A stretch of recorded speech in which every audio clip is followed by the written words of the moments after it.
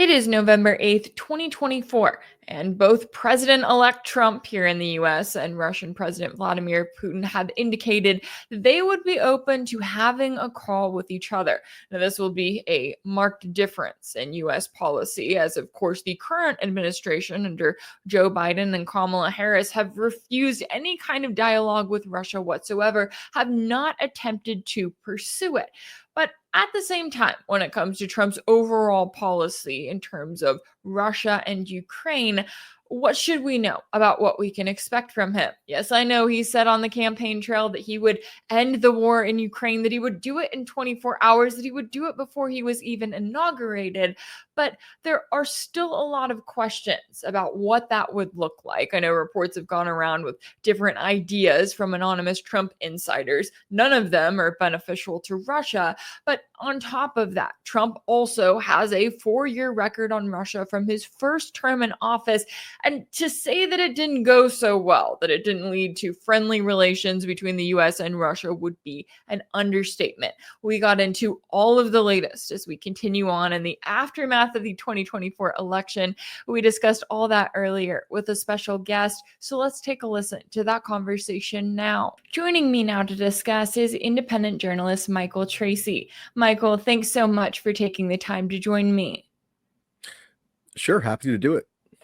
Now, I want to get into the latest here. I know that we have survived the 2024 presidential election, and you actually noted on X this week that this is the first election since 2012 where the losing side is not frantically concocting wild, elaborate theories about how they didn't actually lose. And that made me kind of stop and think for a second, because you're right. We've always had some version of Russiagate, or there were too many votes, or there's always some sort of theory coming into play. But it seems like this time, even with all of the warnings that we got from the intelligence community about foreign interference, that things have just kind of mellowed out, at least for now. Will you start by giving me your reactions to the election results and kind of how everything is shaping out? Well, when I posted that, people were quick to respond by telling me about all the crazed social media theories they had seen of anguished liberals, in fact, questioning the election results. So I'm not doubting that there are always going to be some people on the internet saying harebrained things about an election result whose outcome they dislike.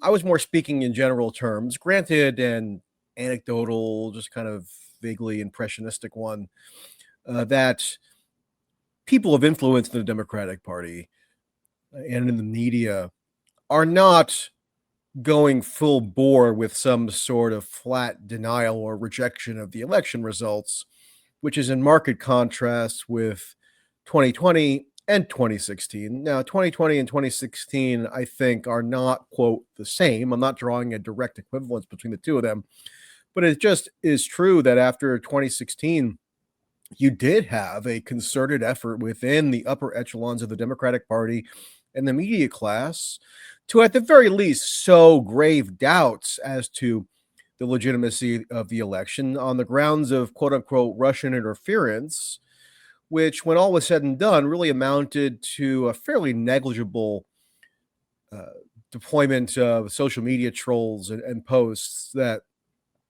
even calling it interference was a major overstatement, notwithstanding members of Congress, Democratic members of Congress, saying that the social media posts and trolls constituted something on the order of Pearl Harbor. And that was Gerald Nadler, the Democratic congressman from New York, who later presided over the so-called Trump impeachment inquiry on the Judiciary Committee the first time. And, notwithstanding the so-called Russian interference or Russiagate narrative consuming American politics for 2+ years, and we're still dealing with some of the after effects of that now. And then similarly and just to add to that, I myself went to a meeting, one of the meetings of the Electoral College in December of 2016. I think prior to 2016, people might not have even been aware that the Electoral College is a physical meeting that is open to the public at state capitals, at state legislatures, where they certify the election results, and then the electors cast their vote formally, and then they are transmitted to the U.S. Capitol for formal tabulation. But in 2016, the Electoral College convening became a live issue because you had, influential Democratic officials and activists trying to urge the Electoral College to do something radically unprecedented and decline to certify their votes in accordance with the popular vote outcome in their states, because, according to them, based on basically CIA rumors and conjectures, the Trump was not legitimately elected, but rather illicitly installed by tampering from Vladimir Putin. And then in 2020, I was bombarded with an endless inundation of claims that stemmed from the top, from Donald Trump and from right-wing media and from Trump campaign surrogates who were throwing everything at the wall and seeing what stuck in terms of their election fraud claims, because Trump was very clear, just as he was clear in 2016 and was clear again in 2024, that under no circumstances would he accept the legitimacy of an election defeat.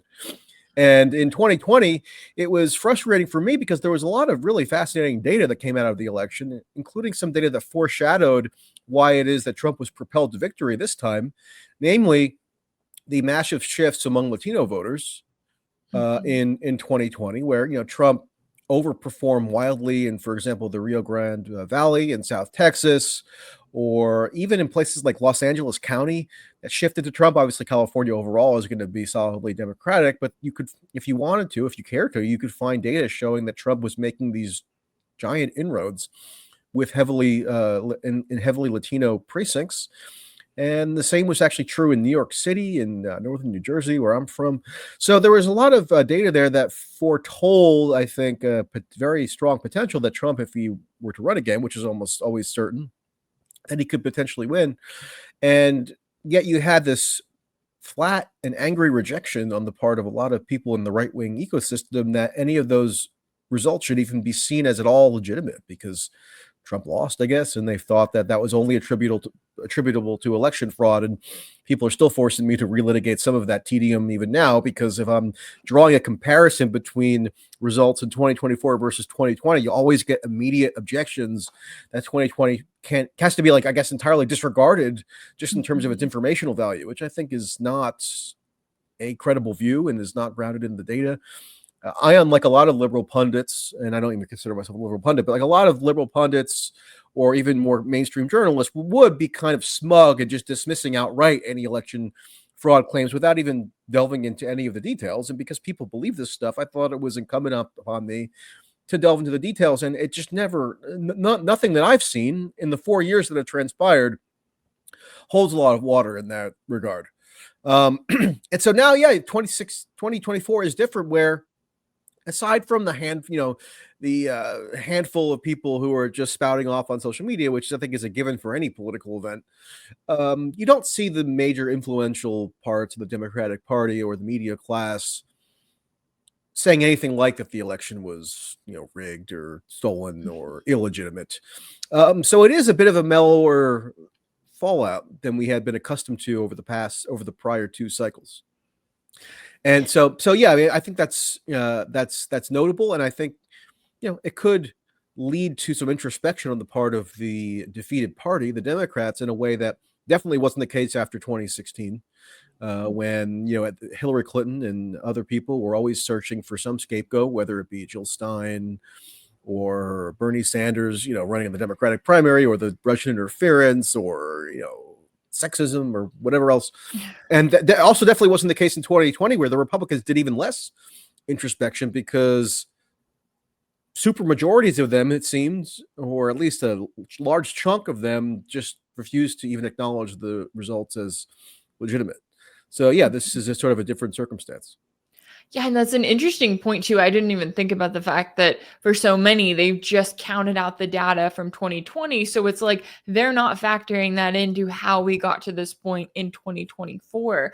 Now, I'm also curious too, moving into some of what Trump has campaigned on, because I know that one of his major promises has been that he's going to come in and he's going to magically end the war in Ukraine. He said he'd do it in 24 hours. He said he would even do it as president-elect. Now, when I pointed this out in a post on X. I got all these responses from people that were like, oh, yeah, he said that, but he's not in office yet. You just have to give him time. And I'm going, well, this is what he said on the campaign trail, not what I'm saying that he said. But now the latest updates in this story have been that Trump has said that he'd be willing to talk to Russian President Putin on the phone. Putin has also said that he'd be willing to have a phone call.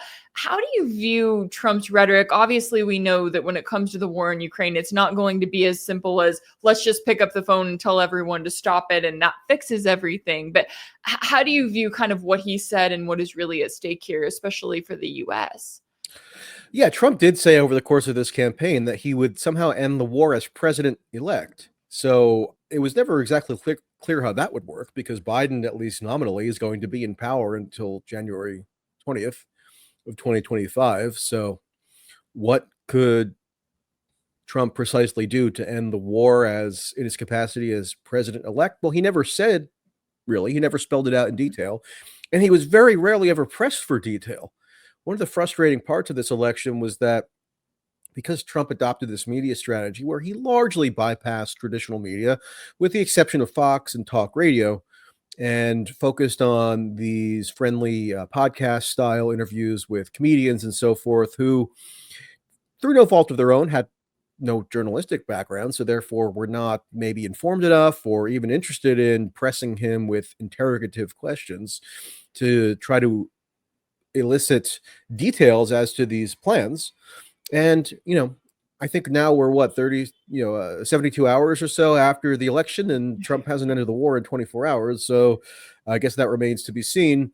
And, people will say, oh, you shouldn't take him so literally. Okay, well, I mean, how should I take him then? Because this is what he said he was going to do. He was in power for 4 years. So we have a very robust record of what he actually did do when he wielded power for the first time.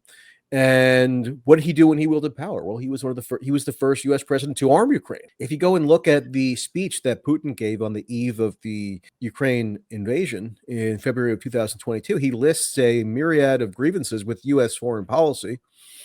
And a lot of those grievances occurred under the first Trump administration. So this whole kind of weird perception of Trump as having been this illicit colluder with Putin that still prevails to a large degree on the liberal left is just totally divorced from reality. But so too are these fanciful notions of Trump that you see on the self-proclaimed interventionist right, where they just, I guess, disregard the piles of policy measures that Trump implemented when he was president that contributed to the total deterioration of U.S. relations with Russia and were a precursor to the Ukraine invasion. Now, I think it would be a real difference if Trump does get on the phone with Putin and have at least some direct contact with him. The Biden administration, at least as far as we know, has had no direct communications with Putin since the war started 2.5 years ago. So even opening up a line of communication would be a material change, but it really all hinges on the underlying policy. Trump, on the final day of the campaign this year, which I was covering, happened to be at one of his final rallies in Pennsylvania, in Reading, Pennsylvania.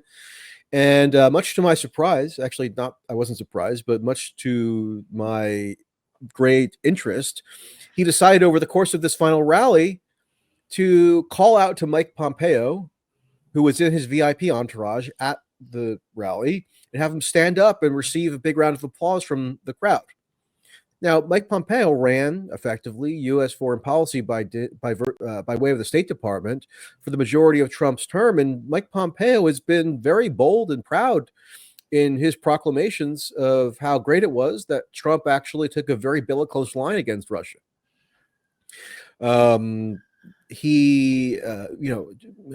People don't know this, but it's all on the record. You can go look. Mike Pompeo, as Trump's chief representative in the foreign affairs domain, went to Ukraine in January of 2020 and declared that it remained U.S. policy for Ukraine to join NATO.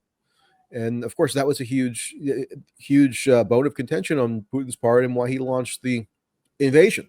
So there's foreign policy continuity between the Trump and Biden administrations that a lot of people don't like to acknowledge for their own partisan reasons, or because they want to be wish casting some difference in a second Trump term. And I'm not denying that there could be some differences. I mean, things change over time, so it wouldn't be out of the question that there could be some shifts. But I think it's very telling that on the final day of the campaign, Trump decides to trot out Mike Pompeo, who then went with him to Pittsburgh and spoke at Trump's rally as one of his introducers. And that gives you some insight into how close Pompeo is in the sphere of influence for Trump. And so then what will be the material difference if Pompeo comes back into a policy making role or a policy affecting role in the second Trump administration? I'm not sure. But unfortunately, Trump was hardly challenged on any of the stuff over the course of the campaign. And a lot of the alternative media, of which I'm something of a part, really converged into a Trump cheerleading squad. They didn't scrutinize his record or his stated policy positions, and they just let him get away with this vague pledge to bring quote unquote peace or end the war in Ukraine in 24 hours or bring some kind of resolution in the Middle East, which again, if untethered to concrete policy prescriptions, really doesn't mean all that much. And one of my final articles before the election, just spelling out my own voting preference, because that's what I do in the interest of transparency every 4 years. I don't really buy into this taboo that journalists aren't supposed to say who they're voting for and should actually actively conceal it from their audiences. So I voted for neither. I did a write-in vote.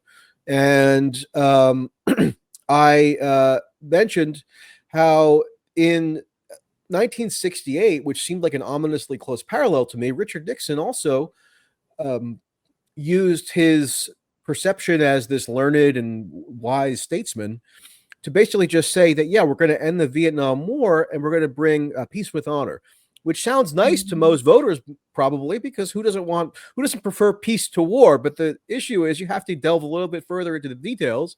And what happened when Nixon got into power? Well, he extended and prolonged the Vietnam War. He dropped more munitions on Vietnam than had ever been dropped in the first couple months of his presidency. Now, am I projecting with certitude that Trump's going to follow a similar tack? No, but this is all just to say that there has to be a little bit more precision when you're evaluating what presidential candidates claim that they're going to do, because what are they doing over the course of the campaign? They're trying to get the maximum number of votes. And there is a war weariness that I think has been long discernible in the American electorate. The Democrats actually forfeited that issue this year to the Republicans by and large, because Kamala Harris had no way to finesse the issue of the Middle East war in particular with any degree of satisfaction for lots of voter demographics who I think, understandably and probably even justifiably withheld their vote from her, whereas they would have been more traditional Democratic voters. Michigan being a famous example where Trump was permitted to go around campaigning with imams, nebulously promising them peace, usually by reference to his introduction of the so-called Abraham Accords, which were not peace deals, regardless of how they were sold. The United Arab Emirates was not at war with Israel prior to Trump inaugurating those Abraham Accords. What happened was, in exchange for arms deals, meaning the provision of U.S. weaponry to the United Arab Emirates, the UAE agreed to normalize relations with Israel, and in so doing, totally freeze out the Palestinians for any resolution that actually could have brought about some sort of quote unquote peace in the Middle East. Because if you don't resolve the Palestinian issue, as we've seen over the past year, there's nothing close to peace is going to be on offer in the Middle East. But Democrats had no standing to challenge Trump on that. And so he had this political opening that I think he very astutely exploited. So yeah, I mean, there's the Democrats in particular were kind of shells of themselves this election. And on Ukraine, one thing that's shocking and to me disqualifying about the Democrats, up into and including Kamala Harris and Joe Biden, is that they've evinced zero willingness to do even the slightest re-examination of their position on Ukraine.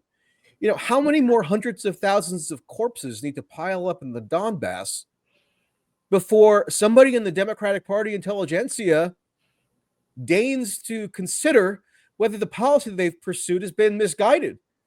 And they're Yeah. no close to quote unquote no closer to quote unquote victory now than they ever have been. In fact, the war has gotten even more dangerous just in the past couple of weeks with this apparent deployment by North Korea of North Korean troops to the border with Ukraine. So that's kind of even further internationalizing the contours of the Ukraine war, where Trump isn't wrong to say that it could potentially lead to a World War III style scenario, or at least it's shaping up to at least resemble that. Now, whether Trump is a superior alternative, I think is highly in doubt. I didn't vote for either Trump or Harris because as all the while as like Robert F. Kennedy Jr. and his kind of cult followers were going around proclaiming Donald Trump to be the candidate who quote make peace with the world, Trump was simultaneously declaring that Israel should bomb Iranian nuclear facilities. And do you think that Putin is going to be thrilled with Donald Trump reimposing the so-called maximum pressure strategy on Iran with the ultimate aim of regime change, while Iran has closer and closer ties with Russia, including by providing war material, at least according to all the reports in the past couple of years. So it doesn't really add up in terms of the Trump calculus either. But Democrats, at least on a political level, ceded such fertile ground to Trump where they had no available argument to be made and instead chose to gallivant around with Liz Cheney in the final weeks of the election. And then when Trump, matches that in a way by gallivanting around with Mike Pompeo and Tom Cotton, who was also at the final rally I was at, and Marco Rubio, nobody in the Democratic coalition is compelled to point it out because there's no real alternative that they're offering. Yeah, that was the bizarre part to me that when it came to Biden and Harris, and I know that Harris was kind of acting like she couldn't really, criticize the current administration because she's a part of it. But when it came to Ukraine, it was like they were going, oh, yeah, we're just going to keep supporting Ukraine. And it's like, okay, well, that's not really a strategy here. And yeah, when it comes to the reports of North Korean troops, I don't know how much I actually believe that they are on the front lines. Is it entirely possible that they're training along with Russian forces? Sure. But I do think it's interesting the timing of Zelensky coming out, and it's like he's so desperate. His so-called victory plan hasn't worked, right? Now he's got to come out in sheer desperation. He's like, there's North Koreans in Kursk that we're now fighting against, trying to kind of up the ante for the West. And the West at the moment is just like, nah, okay, that's nice. Yeah, we'll get some anonymous officials to say that they're verifying that, but okay, you're fine. And it's interesting too, because some of the points that you were making there when it comes to Mike Pompeo and Marco Rubio, these are people who, I mean, I'm sure Trump knows just what neocons they are. I'm sure Trump has heard from, all of the different people that he's been around. Hey, these are the swamp creatures that you're supposed to stay away from if you want any significant change in a second administration. And yet they also kind of get to be the scapegoats for, if when you have a second Trump term, if he's got people like them in his cabinet, then he can later blame whatever escalations in US foreign policy and wars around the world we see on, oh, maybe I shouldn't have chosen Pompeo as my Secretary of Defense or whatever that may be. What do you make of the fact that those names like Pompeo and Marco Rubio are being thrown around for Trump's cabinet picks, especially when it comes to the Middle East? And the fact that, yeah, Trump is claiming, oh, we're going to have peace in the Middle East, but every single action that he's taking related to the Middle East is telling us the exact opposite.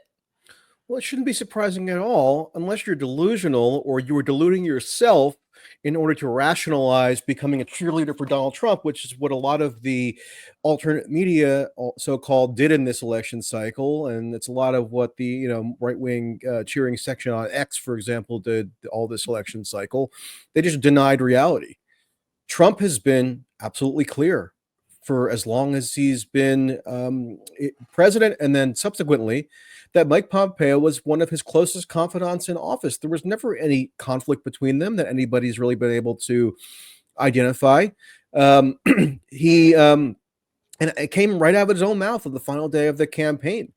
Mike Pompeo said at his rally in Pittsburgh that he spoke to Trump every day, both as CIA director and as Secretary of State.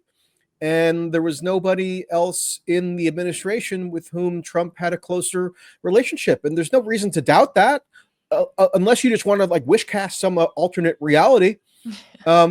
So yeah, I mean, I've covered, I covered the Republican convention and the Democratic convention as well, but then also the Kamala Trump debate in Philadelphia and the vice presidential debate in New York, and the Trump campaign surrogates included people like Elise Stefanik, who apparently is now being floated for UN ambassador.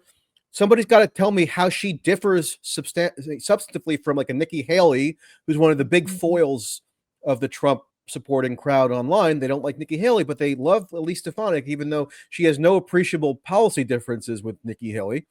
Tom Cotton has been one of Trump's surrogates at these debates, who travels around with the Trump campaign and speaks on his behalf. He was even entertained as a potential vice president last minute. And Tom Cotton is one of the most virulent interventionists in the entire U.S. Senate.